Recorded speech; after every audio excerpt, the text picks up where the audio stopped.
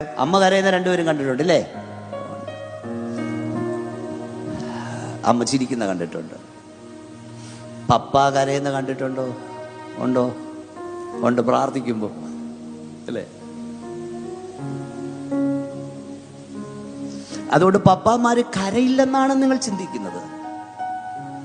പപ്പാമാര് കരയും, പക്ഷെ നിങ്ങൾ കാണാതിരിക്കുവാൻ അവർ ബന്ധപ്പെടും.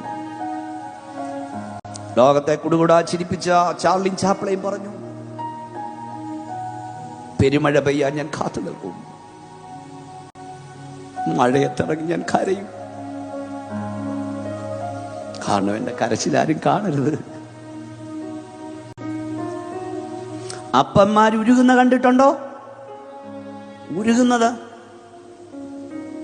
നിങ്ങൾ കണ്ടിട്ടില്ല.